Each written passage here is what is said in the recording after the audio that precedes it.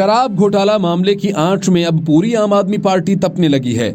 वजह ये कि ईडी और सीबीआई इस मामले में आम आदमी पार्टी को आरोपी बनाने की तैयारी कर रही है।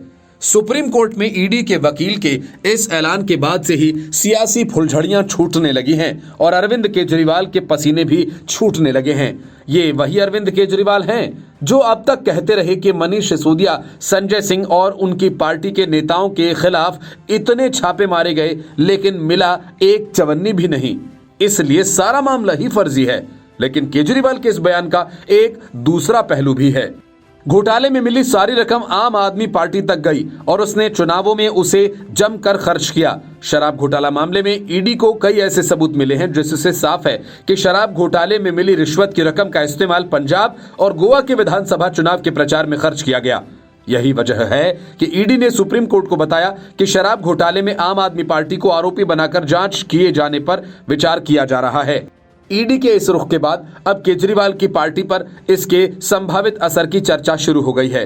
जानकारों का कहना है कि दल के रूप में आरोपी बनाए जाने से पार्टी संगठन और इसके नेतृत्व पर सीधा और बड़ा असर होगा। ईडी आम आदमी पार्टी के खिलाफ prevention of money laundering act यानी पीएमएलए की धारा 70 लगाने पर विचार कर रही है, जो कंपनीज और संगठनों से संबंधित हैं। साथ ही यदि जरूरी हुआ तो पार्टी के वरिष्ठ नेताओं मनीष सिसोदिया और पार्टी के राज्यसभा सांसद संजय सिंह के खिलाफ मनी लॉन्ड्रिंग मामले में बिना कोई अलग मामला दर्ज किए पार्टी को आरोपी बनाया जा सकता है। यदि एजेंसीज अपनी योजना पर अमल करती हैं तो ये मनी लॉन्ड्रिंग के लिए किसी राजनीतिक दल की जांच का पहला मामला हो सकता है। इससे आम आदमी पार्टी की मुश्किलें बढ़ जाएंगी। एक कठिन संभावना सिर्फ इसलिए नहीं कि पीएमएलए जांच के परिणाम के आधार पर जहां संपत्तियों की कुर्की का प्रावधान करता है, इसमें प्रथम दृष्टया पैसा पाया जाना और अपराध की आय स्थापित होना शामिल है। जानकारों का कहना है कि इससे इस पार्टी को चौतरफा मुश्किलों का सामना करना पड़ सकता है। पीएमएलए के सख्त प्रावधानों के तहत प्रथम दृष्टया अपराध की प्रक्रिया से संबंधित मनी ट्रेल मिलने पर आम आदमी पार्टी की संपत्तियों को जब्त किया जा सकता है। इसके अलावा चुनाव आयोग भी एक्शन ले सकता है और बात पार्टी की मान्यता रद्द होने तक पहुंच सकती है। चुनाव आयोग के पूर्व लीगल एडवाइजर एसके मेंदिरत्ता ने कहा कि मौजूदा कानून और नियमों में भले ही करप्शन के आधार पर पार्टी की मान्यता रद्द करने का प्रावधान न हो, लेकिन संविधान का अनुच्छेद 324 चुनाव आयोग को विवेक के आधार पर इस्तेमाल करने के लिए कई शक्तियां देता है, जिसमें भ्रष्टाचारियों के लिए पार्टी की मान्यता रद्द करना भी शामिल है। पिछले साल चुनाव आयोग ने वेरिफिकेशन के बाद 86 पंजीकृत गैर मान्यता प्राप्त स्कूलों को सूची से हटा दिया।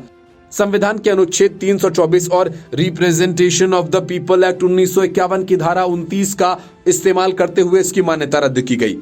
चुनाव कानून के एक विशेषज्ञ ने कहा कि जैसे किसी विधायक और सांसद की सदस्यता के दोष साबित होने पर उस पर कार्रवाई होती है, उसी तरह पार्टी की मान्यता भी दोषी साबित होने पर हटाई जा सकती है।